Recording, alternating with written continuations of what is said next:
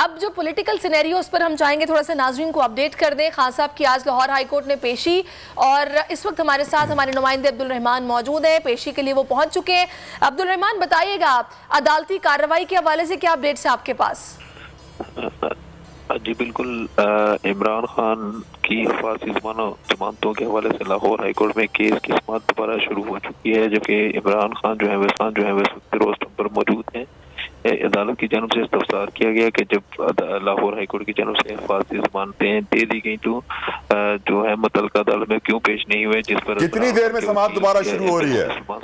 अदालत को आगाह किया कि इमरान खान जो है वो हिफाजती जमानत मिलने के बाद जो है 17 मार्च को हिफाजती जमानत मिलने के बाद 18 मार्च को इस्लामाबाद में जुडिशल कॉम्प्लेक्स। अब्दुल रहमान, कितनी देर में समाअत दोबारा शुरू हो रही है, कुछ आइडिया है? नहीं दिया गया, जगह जगह रुकावटें खड़ी की। यहाँ केस चल रहे थे और अमन के मसाइल की वजह से अदालत ने उनको। ठीक है, अब्दुल रहमान को गालिबन हमारी आवाज़ नहीं आ रही है और अपडेट उन्होंने किया आज की पेशी के हवाले से। नाज़रीन, सूरत हाल कुछ इस तरह से है कि मीनारे पाकिस्तान पर जलसा भी है और तो नजर आ रहा है सामने लिखा हुआ है जुल्म मिटने के लिए। दो चीजों से मिटेगा भाई, एक अदल की कुर्सी पे जो लोग बैठते हैं ना, वो अदल के हिसाब से फैसले करने लगे।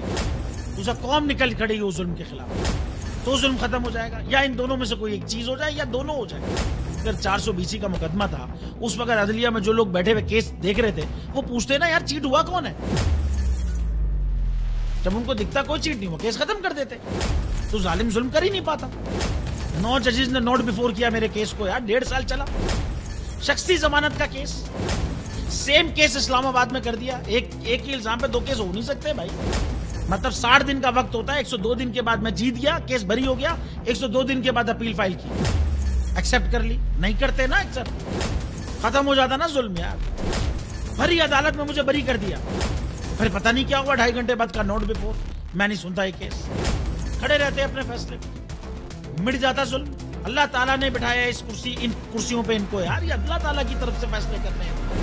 तो या तो ये फैसले आएंगे, जुल्म मिट जाएगा, या कौम खड़ी हो जाएगी जुल्म के खिलाफ।